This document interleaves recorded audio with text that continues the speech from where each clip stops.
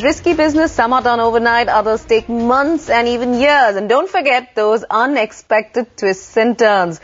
Two Ford brands, Land Rover and Jaguar, are potentially on the block and have attracted half a dozen suitors ranging from private equity firms such as Cerberus and Blackstone to Indian auto companies like Tata Motors and Mahindra & Mahindra. That's right. Earlier today, we were given to believe by sources that Ratan Tata's deal savvy had indeed pushed Tata Motors ahead of everyone else in the race for Land Rover and Jaguar.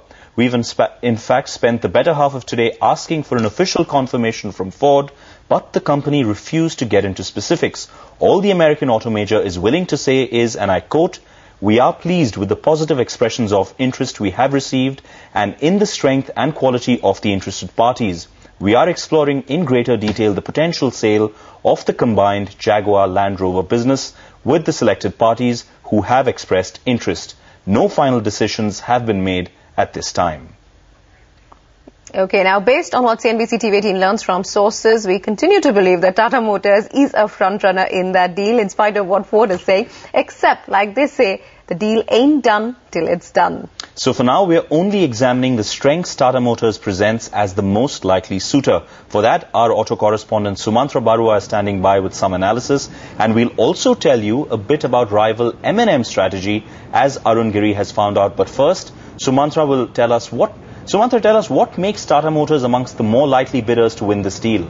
Well, thanks, Vivin. To begin with, Tata Motors has been looking for a firm foothold in the European market after its deal with erstwhile MG Rover fell through. And after that, they have not had a presence in the market. And these two brands, and very, very strong cult British brands, come as an opportunity for the company to have a stronghold in the UK market and in other European markets as well, and not to mention also to get these two prestigious brands in its portfolio. And that is one part of the business. The other part is that if they have this, if they manage to back these two brands, it will also have a rub-off effect, a tremendous rub-off effect in the R&D activities for all its development processes which are currently undergoing, and the future models. Vivin? Okay, Sumo, let's go across to Arun. M&M, Mahindra & Mahindra is also interested. Are they going alone? Are they getting help, Arun?